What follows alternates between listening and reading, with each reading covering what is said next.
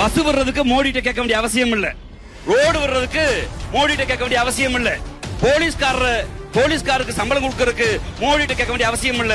ஆனால் விமான நிலையத்தை விரிவாக்க வேண்டும் என்றால் ஒன்றிய அரசு கேட்க வேண்டும், ரயில்வே விட வேண்டும் என்றால் ஒன்றிய அரசு கேட்க வேண்டும். அப்படித்தான் கோயம்புத்தூர் என்கிற வளர்கிற இந்த நகரத்திற்கு உக்கடத்திலிருந்து மணுமுச்சம்பட்டிக்கும், உக்கடத்திலிருந்து நீலாம்பூருக்கும், உக்கடத்திலிருந்து சரவணம்பட்டிக்கும், உக்கடத்திலிருந்து மேட்டுப்பாளையம் சாலைக்கும் எங்களுக்கு திட்டம் வேண்டும் என்று நாம் கேட்டோம். அவர்களும் சரி என்று ஒத்துக்கொண்டார்கள்.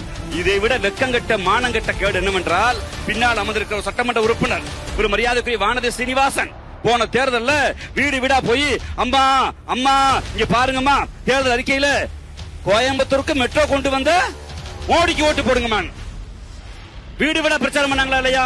போன தேர்தல்ல பெரும் மரியாதைக்குரிய அண்ணாமலை எக்ஸ் ஆபீசர் பாராமணத்தில் என்ன சொன்னாரு?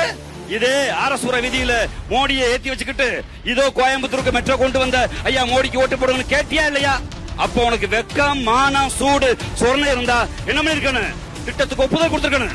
பாராமன்ற உறுப்பினர்கள் பேசும்போது சொன்னார் அல்லவா, நம்மை விட குறைவான மக்கள் தொகை கொண்ட சூரத், நம்மை விட குறைவான மக்கள் தொகை கொண்ட ஆக்ரா, நம்மை விட குறைவான மக்கள் தொகை கொண்ட பாட்னா, நம்மை விட குறைவான மக்கள் தொகை கொண்ட எத்தனையோ நகரங்களுக்கு கொடுத்துட்ட. ஆனா எனக்கு என்ன அளவீடு வைக்கிற? நீ என்ன 20 லட்சம் தாண்டலைங்கிற. இன்றைய மதிப்பு கோவை மாநகராட்சியுடைய மக்கள் தொகை 34 லட்சம். இதை வெளியிட்டது இந்தியாவுடைய புள்ளி விவரத்துறை அமைச்சர். உன்னுடைய புள்ளி விவரத்தை நம்பு, இல்ல எங்க புள்ளி விவரத்தை நம்பு.